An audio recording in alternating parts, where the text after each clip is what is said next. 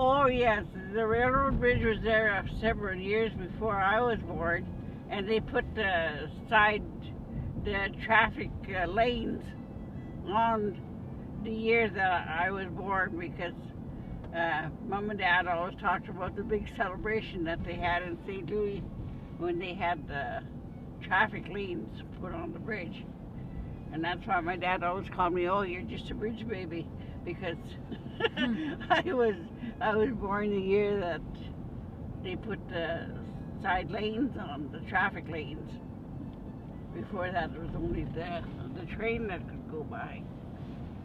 And that's the year that they took the ferry out. Like my great-grandfather was the one, old Alexander McDougall, that had come up from the Red River settlement. He was the ferryman there for years.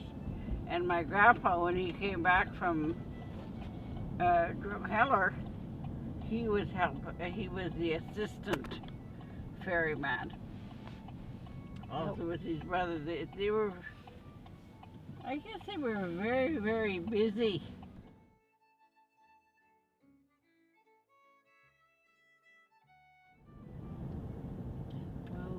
I didn't know there was so many Métis who had gone to Trail BC area. Oh my God, yes.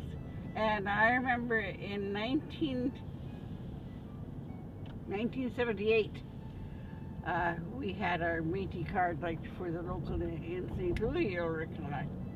And Ulrich, of course, had a few drinks under the belt, and he was showing his Métis card.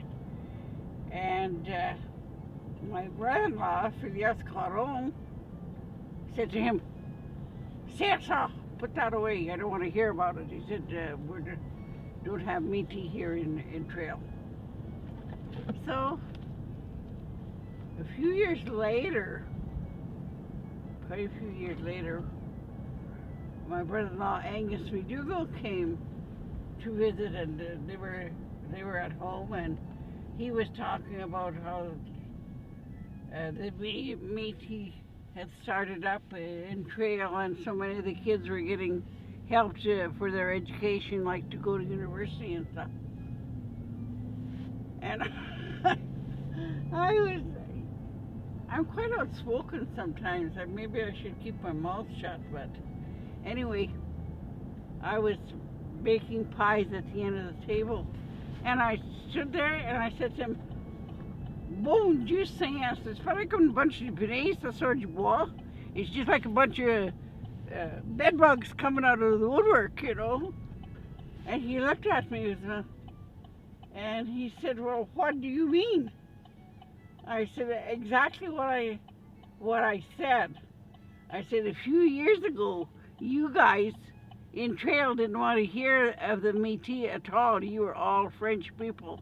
And I said, "Who are you? The Lepines, the Reyes, the McDougalls, the Carons?" I said, "You can't tell me you guys weren't Métis." I said, "You were trying to be passed for," but I said it, so he had to accept it whether he wanted to or not.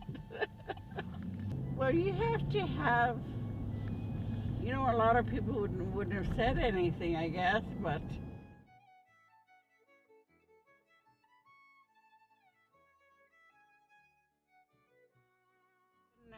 Jim Sinclair had started the Métis movement in Western Canada, in Saskatchewan and Manitoba, and each local, the member paid $2 to get a membership, and it was just a little plain membership card. I mean,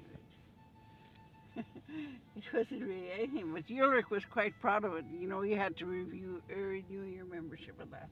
And he was quite proud of being a member of the Métis movement.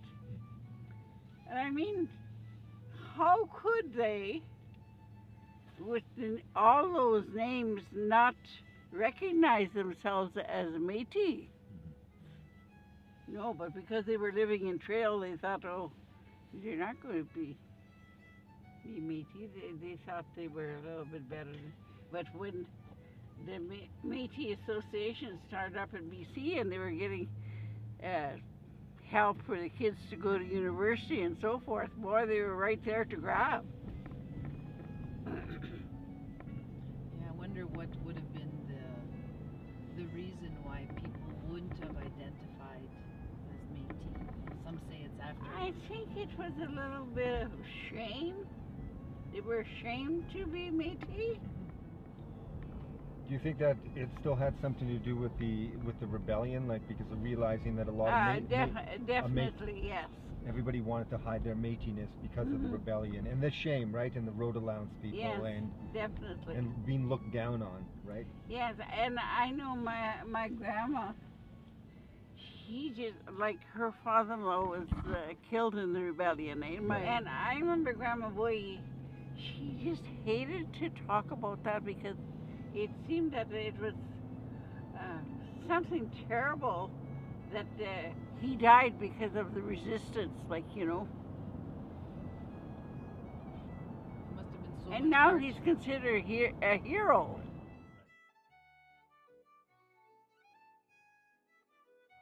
Oh, you know, and it was so much. Some people were quite well off, and then after the rebellion, it was just poverty and starvation. I can't even imagine what it was like.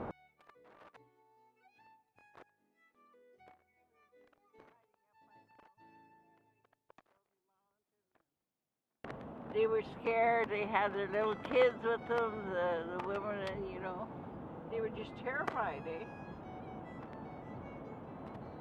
Well, I can imagine myself, maybe in those days, with all my little kids and that shooting going on and everything, how scared I'd be, you know, and I'd be like an old hen trying to protect her little chicks, you know.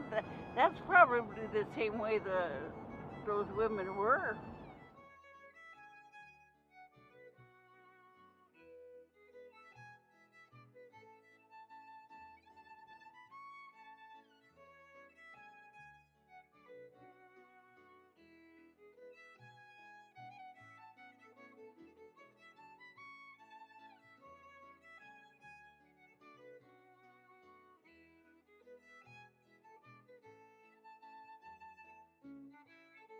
Yes.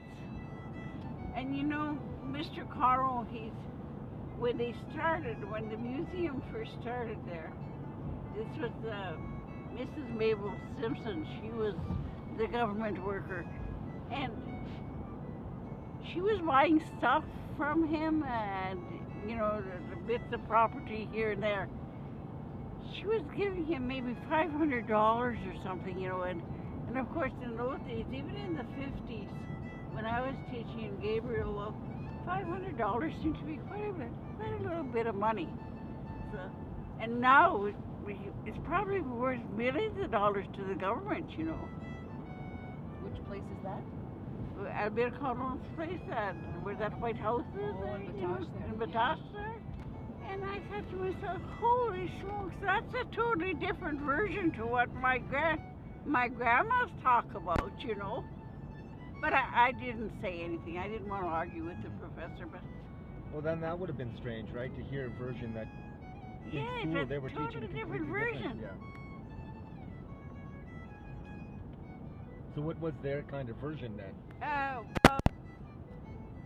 they were they were putting down the Métis people. Like,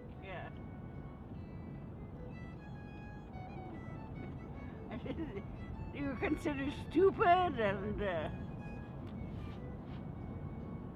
violent. Wow. Dangerous, probably. Yeah. And I couldn't figure that out, you know. And I was only 16 years old going to, and you know, these professors, you know, with these high degrees and that, and I wasn't going to, I didn't feel like arguing the point, but holy smokes, that's totally different to what my grandma told me.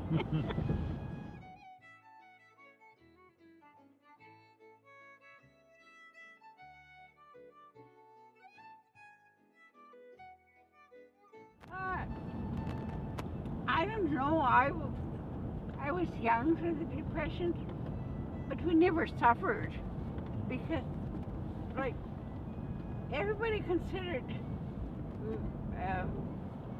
Dad to be a very fortunate man because he was working for CNR. He had a job every year. He'd get laid off maybe, like I said, in late November. But we always had lots of food on the table. We never, and then my aunts were married to farmers, and they'd buy I remember in the fall they'd buy a big crock of butter. They'd pack the butter for us, and they'd buy, and we'd store that in the shed, and we'd have butter for a long time. And that was the same way with meat. And then we always had a garden. Sometimes the garden wasn't very good because it was so dry, no rain. We'd be praying for rain, and I remember we'd even have processions after church, and we'd have benedictions, and the priest would be praying for rain, so that we're going to have rain for the crops and so forth. And we'd have a little procession, and we'd be praying, saying the rosary, and singing a few hymns. We'd go all around the convent and back of the church and come back, and that was praying. In my days, it's not like now. People really believed in prayer.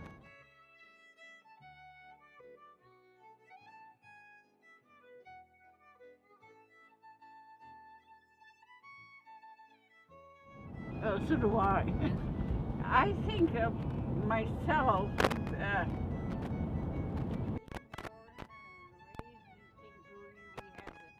we had the convent, we had the sisters, and we always had a priest, and that.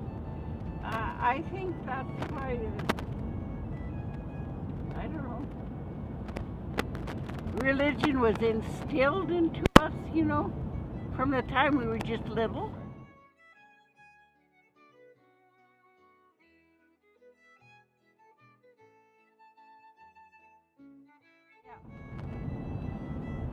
The church was the big part of the community, and lots of courting. The guys would come for dinner on Sunday, and I don't know. The dating in those days was very different. Yes, what was it like? Tell us a dating story. Yeah. When was one of your first dates? When was one of your very first dates? My first date was New Year's Day. Wow. How did the gentleman court you? Like, how did you say yes to him?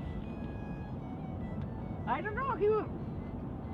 He was in the army, and he was home on leave, and I was at my cousin's for New Year's Day. We went to church, and then after church, of course, my cousins came to our place, and then I had to go. I was going to visit at their place, and of course we stopped every little place and had a glass of wine, homemade wine, of course, and then he was there already when we arrived, and then there was a house party that night, and we ended up together at the house party. And then I went, that was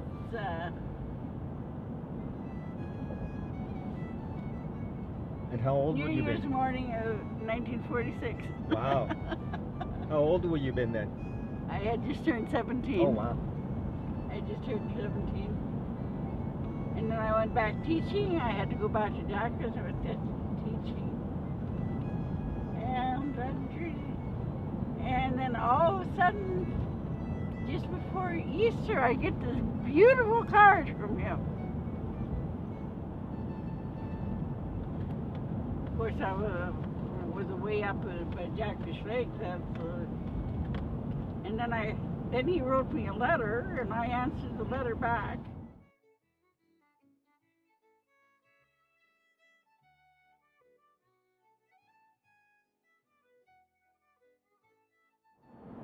What was like a wedding in your time? A wedding? Yeah. We got married at 10:30 in the morning, and it was a blasted storm, really bad storm, and they had to get the snowplows. He had hired a taxi to bring him to pick him up in the clock and bring him to the church.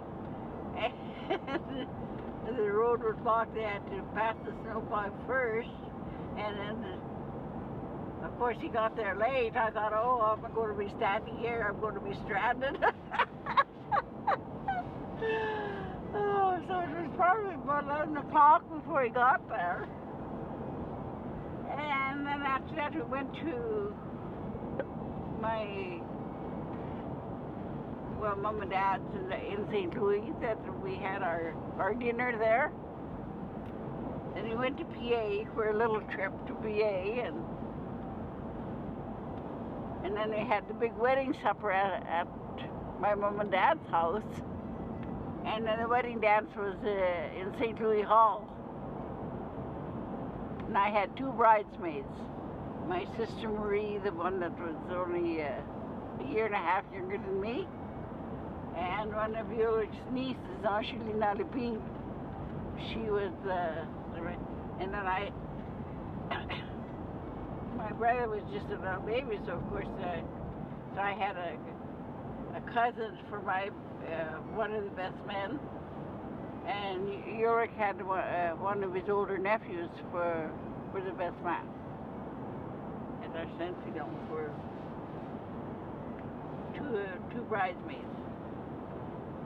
One was dressed in pink, and the other one was dressed in kind of apricot color, you know. And they were sheer. Sheer. Oh, it wasn't very fun. And I know I only paid $32 for my wedding. But I remember Doris's dad, Métis McDougall, there. He was totally against women going into the bar. Women couldn't carry their liquor like a man could. And there was one good point. He said the only thing I agree with women be able to go in, he said, is because lots of times the women were sitting outside freezing in the car waiting for the men to come out of the bar. They couldn't. He said that was one good thing about it, but he did not approve of the women going into the bar because he figured that the women would get drunk right away. That was his opinion. He figured that the women could not carry their liquor like a man, which I don't think that's true. It's not true. So here's a question as we're driving in St. Louis. Growing up here, how was it growing up here? We had a ball team. We played ball, and later on in the late 40s, we got the curling rink. So we had some high school curling then. When we got the curling rink, that was one of the greatest things ever happened in St. Louis. And they used to curl. They used to have these bonspiels and curl all night. And there was food all the time. You could buy food like sandwiches and maybe donuts or something all through the night when the bonspiel was going on. That was quite a great event. And then we used to have birthday parties. And even when I was in maybe a preteen, like 11, 12 years old, we'd go to a birthday party, and in the cake they'd have a nickel or a dime or a button, and everybody was anxious to see what they'd get in their piece of cake. It was, and then we had we called it the Home Craft Club. It was like a 4-H club. So What was there? Well, one year we had, a couple of years we had sewing, and we learned to sew. And then one year we started planting tomatoes. We seeded our tomatoes from the seed, and we watched them grow and stuff like that. We had different little projects. Where do we And want this was supposed to be for the girls. And also this, when I was little, this was right where the buffalo is. That's where the skating rink was. Oh, really? Right on the river? And no, not on the river. Just about exactly where the buffalo is there, or about in that area. You know, in this part here. I'm gonna take a picture of that. And we had a little shack with a stove, and we could go and warm up between the periods. Mm-hmm. And then most of the time we were standing just about knee deep in snow, watching the hockey games. But I never missed a hockey game because I loved hockey. And the hockey games were always mostly Sunday afternoon. People would come in and fish, but people like to fish more up in that area. But this was where the skating rink was. I remember I came to lots of hockey games down here. Let's just stop here for a second. Let's talk, since we're in front of the bridge now. You talked a little bit about the year the bridge was open. When is the first time did you ever cross the bridge? Did you guys ever go for a little? Oh my God, I crossed that bridge so often. We used to walk from our house across the bridge, and I'll have to get out and show you. It was a long walk. In the summertime, we'd walk all across the bridge, all across the river. And you know where all those power poles are over there? Right. My aunts lived there. They lived in a big house, a farmhouse. It was like a ranch-style house. So my sister and I used to walk to go and visit over there on Saturday. Lots of times that was an outing for us. And in the wintertime, we'd go up the through, and just where the bridge is now, we'd cross the river there. So it made it a lot shorter. Oh, really? It was way shorter. Like in the summertime, we had to cross the bridge, go all around that way. But in the wintertime, we just go straight up to where the bridge is now, and we just cross. And you could cross right there. Be a little bit there, so we can show. We cross the river. I'm just gonna get this here. Oh yeah, we did that lots and lots. You'd walk all the way over here. Yeah, all across. And right at the end of the bridge there's a little cove. And there were beautiful fabinas, cranberries, right in the corner of the bridge.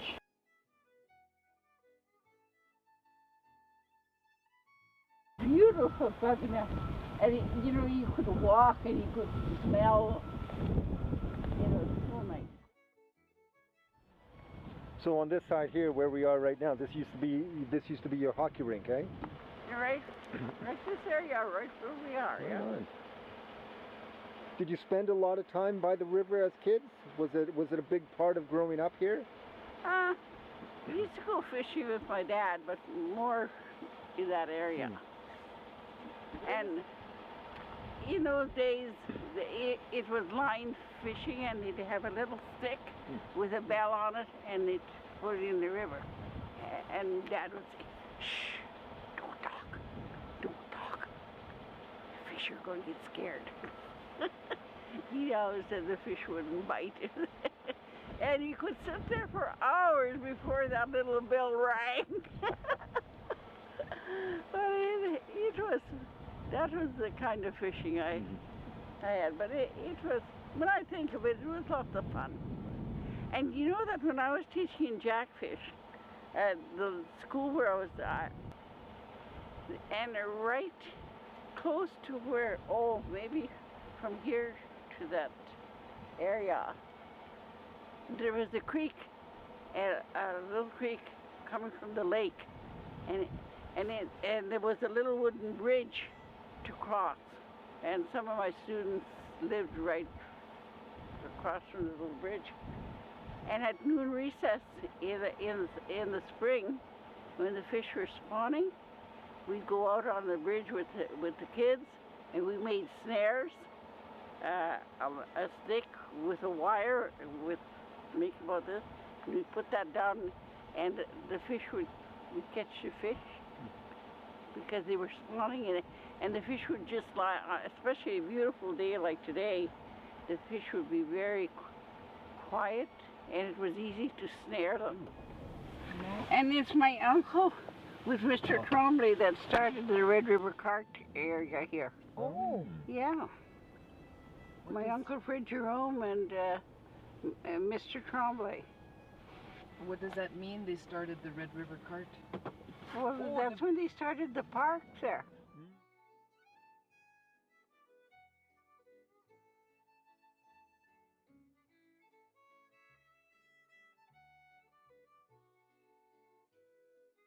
There was the Ketters and there was the Sillingers and different people that came and they lived in that boxcar area because we had the elevators here, eh? There was the two elevators, the pool elevator and the Seurs elevator. You know, the Métis people accepted everybody, it seemed. Métis people are very welcoming people. I don't know, maybe it's because of the mixture, blood mixtures, but the Métis are always very welcoming people. And they're always willing to help somebody. Somebody needs help. That's one thing about the Métis. They're very kind, and they always want to make people comfortable, I guess. That's what it is.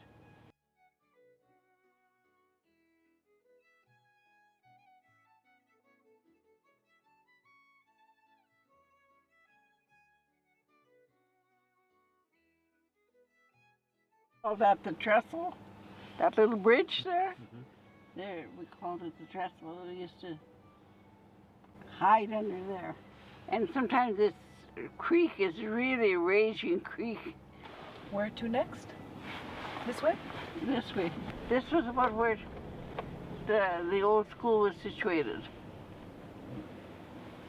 And did you go to the school? No. No. I never went to the public school.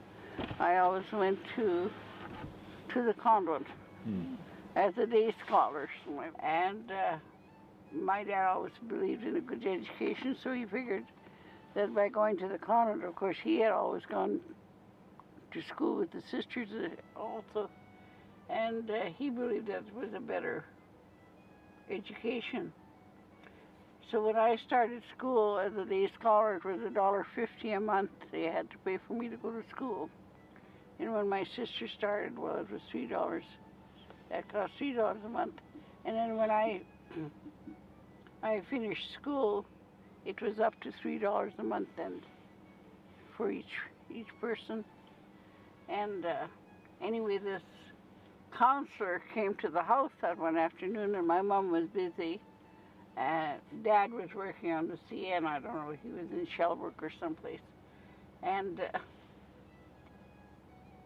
Grandma was sitting at the table, and his name was Tom Miller. And he said to my grandma, "And what's this?" He said, "Bob sending his girls to the convent," he said, "to school." He said, "Why is he paying for them to go to school?" He said, "when he can go to..." Wow. My grandma spoke up and she said, "I don't think it's any of your business what my son does with his money. If he wants to pay for his girls to go to school, I think and if he can afford it, it's totally up to him. I don't think it's any of your business at all." And that's what she answered him, and oh, well, I guess so. Thank you, he said, and he left.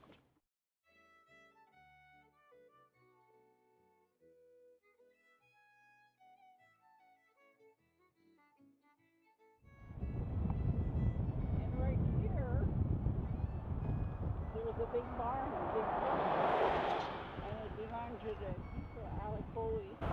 And he had beautiful horses, and one night the barn caught on fire, and they were trying to salvage the horses. They put blinds over the horses to try and save them. And from where we were living, we could hear those horses whinnying, and because just like they were screaming, because they were trying to get them out of the fire. And that's exactly where the barn was. And down here, there was a spring. Very soft water, like the spring in Toronto. And people used to come and get lots of water. And you get soft water for washing clothes because the water was so very soft. There was a spring right in there. And people used to come and haul water from there for washing clothes because it was very nice and soft. And then my auntie, the one that I mentioned, my auntie Jerome, the one that lived across the river there. Oh yes, I remember very clearly. I was born in 1928, and Madame Madame Mataants, we called her, she died in 1937. So I was about 9 years old.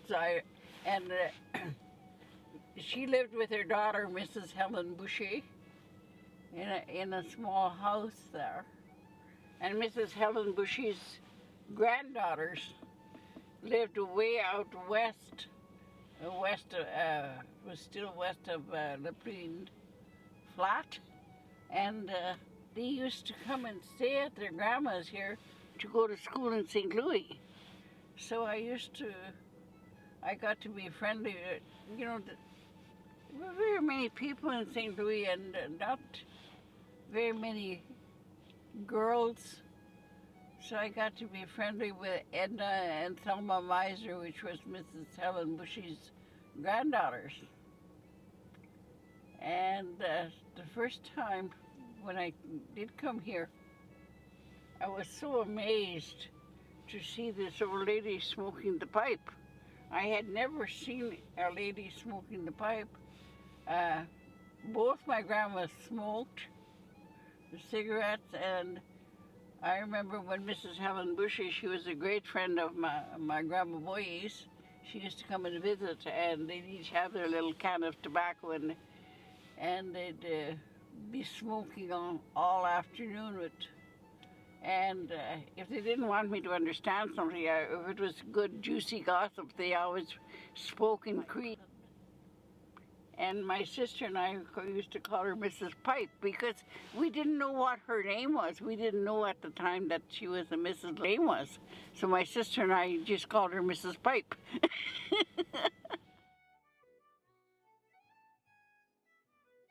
Yeah, it's right down in that area. Where they were hiding, and they were terrified when they saw all the soldiers and the guns, and they were in the boat. They were going up to Mataants, right? They were on the north coast. Yeah. Can you imagine a 13-year-old and two 11-year-old kids that had never been.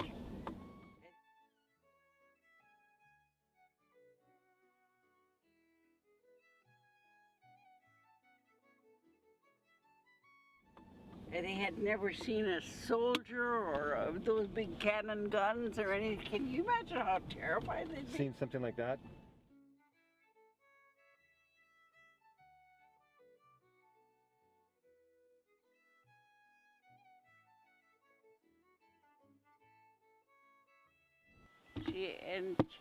One time she had given me and Marie a big basket, a wooden basket of, grapes used to come in those big wooden baskets. You probably don't remember that. Anyway, it was filled with beautiful tomatoes. And one thing that struck me, she was making supper, and she wanted to make mashed potatoes. And Uncle Fred Bushy, they just lived across the fence from her, across the road there, eh? And they had several cows there. They had milk cows. They used to sell cream in that. And she said, "Attends quelques minutes. Wait a few minutes." and she took off with a little pail. She climbed under the fence and she went and milked one of the cows. But she didn't take all the milk. She just took a little bit because she wanted some for mashed potatoes. That I remember, because I thought to myself, oh my God, you go and milk a cow you don't even know that, but you could have got kicked or something. But anyway, she went it was a wire fence, and she went under the fence, milked the cow, and come back to make mashed potatoes. So that was really fresh milk.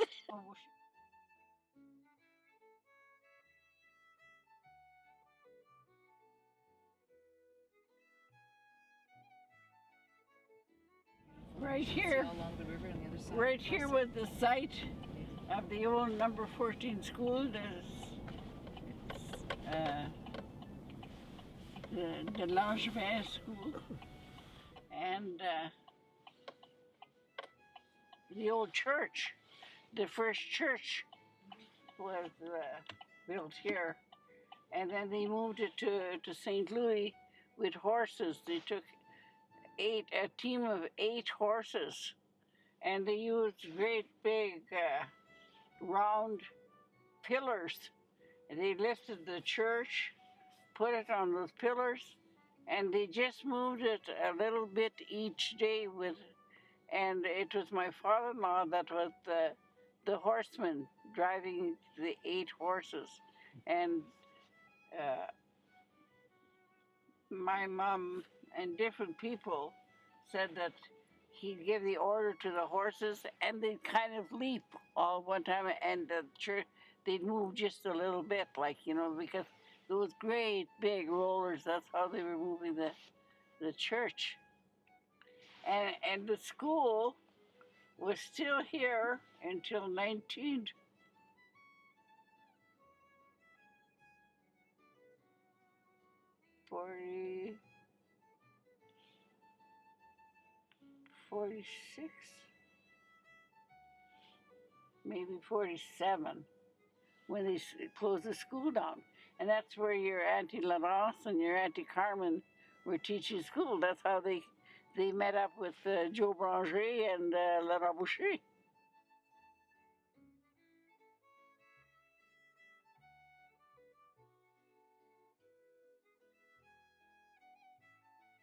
And this was Boucherville.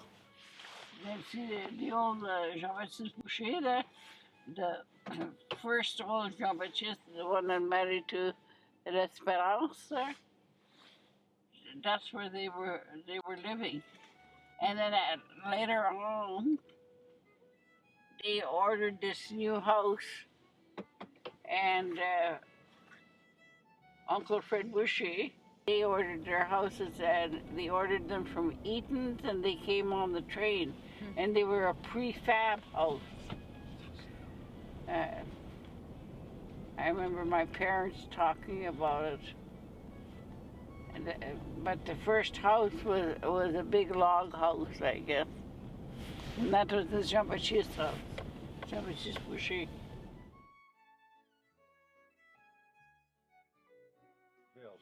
Yeah, because there was the Frederick Boucher, Solomon Boucher, Joe Boucher.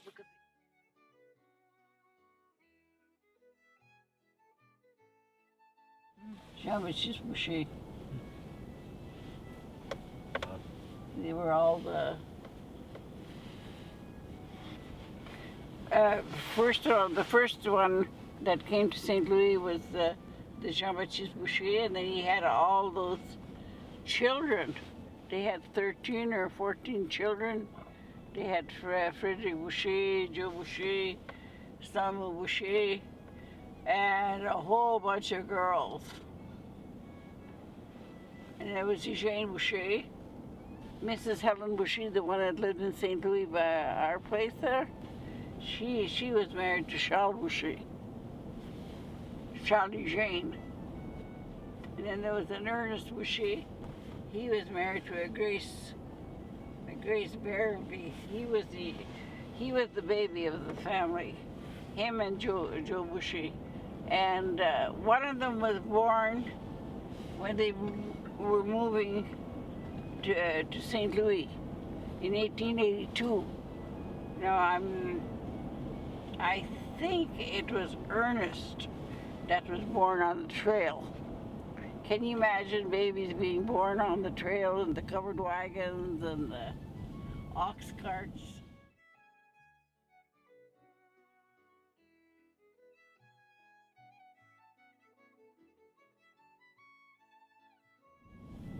And they were moving to a new horizon. They figured they were moving to St. Louis.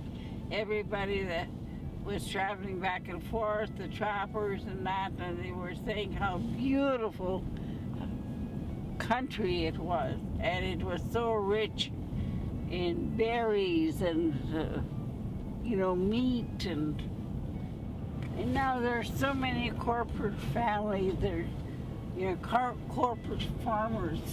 They own quarters and quarters and quarters of land.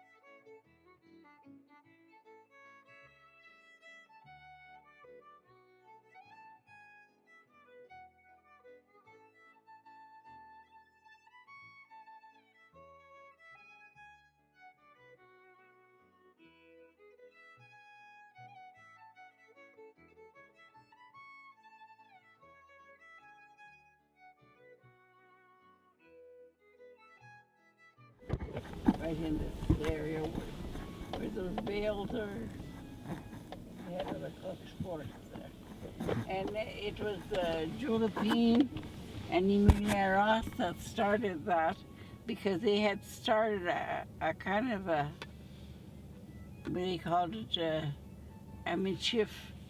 It was kind of a midship revival where there was and that's when they started the cook sports. And that was in the 40s. And then that all went to pot. I don't know. Nothing really came out of it. The last, the cock sports was in 1948.